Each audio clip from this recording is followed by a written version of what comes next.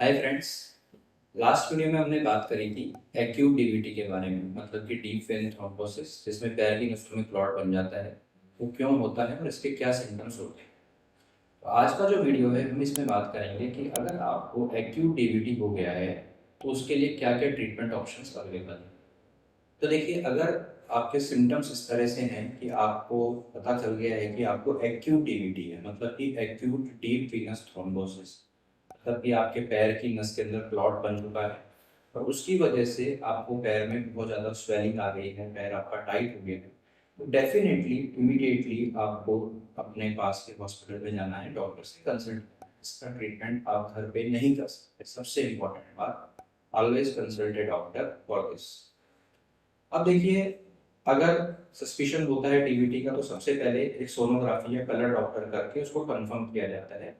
इससे पता लग जाता है कि आपकी पैर की नस में क्लॉट है या नहीं। क्लॉट अगर है तो वो नस को कितना इन्वॉल्व कर रहा है, सिर्फ छोटे पार्ट को इन्वॉल्व कर रहा है या लॉन्ग सेगमेंट को इन्वॉल्व कर रहा है। तो अल्ट्रासाउंड से पता लग जाता है। कई बार इसके लिए सीटी स्कैन करने की भी आवश्यकता होती है। एक बार ये कंफर्म हो जाता है कि आपकी नस में क्लॉट बन चुका है, तो उसके बाद सबसे पहले जो काम किया जाता है वो है आपको एक इंजेक्शन दिया जाता है, जिससे कि थक्का जो होता है वो गलना स्टार्ट हो जाता है। तो वो दवाई जो होती है, इंजेक्शन नॉर्मली पेट में दिया जाता है, वो आपके ब्लड में जाता है और जो थक्का है उसको गलाने का प्रोसेस स्टार्ट हो जाता है। जब आप हॉस्पिटलाइज रहते हैं तो इंजेक्शन फॉर्म में दिया जाता है और बाद में इसको टैबलेट्स पे स्विच कर दिया जाता है। तो ये जो ट्रीटमेंट है ये तो डेफिनेटली हर केस में करना ही होता है, और ये जो थक्का लगाने की दवाई होती है कम से कम 6 महीने के आसपास चलानी पड़ती है। अब हम बात करेंगे और क्या ट्रीटमेंट ऑप्शंस अवेलेबल हैं एज ए इंटरवेंशनल रेडियोलॉजिस्ट या एज ए वेस्कुलर सर्जन, और हम कैसे आपकी हेल्प कर सकते हैं कि जिससे इन थक्के को और जल्दी गलाया जा सके या क्विक रिकवरी की जा सके। तो देखिए, आजकल टेक्नोलॉजिकल एडवांसमेंट हो रहा है हर चीज़ में, तो इस चीज़ में भी बहुत सारी टेक्नोलॉजिकली एडवांस चीज़ें आ चुकी हैं। तो नंबर एक ऑप्शन जो हमारे पास होता है जिसको बोलते हैं हम CDT, जिसका मतलब होता है कैथेटर डायरेक्टेड थ्रोम्बोलाइसिस। तो बहुत सिंपल शब्दों में मैं आपको समझाता हूँ कि अभी आप जो इंजेक्शन ले रहे हैं या जो दवाई खा रहे हैं उसका इफेक्ट आने में टाइम लगता है, क्योंकि वो दवाई आपके पूरे ब्लड में जाके फिर थक्के पे एक्ट करती है। अगर आप सीधा उस थक्के के अंदर दवाई डाल दें क्लॉट को गलाने की, तो डेफिनेटली काम जल्दी हो जाएगा, रिकवरी जल्दी हो जाएगी। तो उसी के लिए एक ऑप्शन होता है जिसमें एक छोटा सा छेद करके पैर की नस में, या छोटा सा बिल्कुल कैनुला के बराबर छेद करके एक पतला सा कैथेटर या पतला सा एक पाइप उस क्लॉट के अंदर डाल दिया जाता है, और उस कैथेटर से या उस पाइप से थक्का गलाने की जो दवाई होती है वो कंटिन्यूसली उसमें चलाई जाती है या डाली जाती है। 10 से 15 घंटे 20 घंटे को दवाई कंटिन्यूस चलती है, पेशेंट को मॉनिटर किया जाता है, और मैक्सिमम केसेस में 15-20 घंटे में थक्का जो होता है वो पूरी तरह या एटलीस्ट 70 to 90% वो निकल जाता है और बहुत जल्दी रिकवरी होती है। मतलब पैर का साइज आप देखेंगे कि ओवरनाइट ही जो साइज है वो नॉर्मल हो जाता है बहुत सारे पेशेंट्स।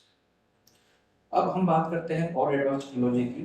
तो आजकल आप जानते हैं एआई का ज़माना है, हर कोई एआई की बातें कर रहा है। तो यस फ्रेंड्स, डीवीटी के ट्रीटमेंट में भी अब एआई आ चुका है। अब आजकल ऐसी टेक्नोलॉजी आ गई है जिसमें आपको कंटिन्यूसली दवाई चलाने की आवश्यकता नहीं है। आप सिर्फ एक डिवाइस होती है उसको अंदर लेके जाइए एंजियोग्राफी के माध्यम से, जैसे पेनुम्ब्रा की डिवाइस आती है, एंजियोजेट की डिवाइस आती है, और इमीडिएटली ये डिवाइस क्लॉट को सक करके बाहर निकाल देती है। इसमें हार्डली 15 से 20 मिनट या आधा घंटे का समय लगता है, और सारा क्लॉट जो है आपका हाथों हाथ क्लियर हो जाता है। इसमें आपको ओवरनाइट कोई दवाई चलाने की भी जरूरत नहीं है। अब ये जो प्रोसीजर्स होते हैं इसमें बहुत ही इंटेलिजेंट डिवाइस आ चुकी हैं कि क्लॉट पूरी तरह से सक हुआ है या नहीं इसका पता करने के लिए, प्रोसीजर में कितना ब्लड लॉस हो रहा है उसको रोकने के लिए। तो बहुत सारे ऐसे इंटेलिजेंट सॉल्यूशन आ गए हैं जिससे जो प्रोसीजर है उसकी एफिकेसी बहुत ज़्यादा बढ़ गई है।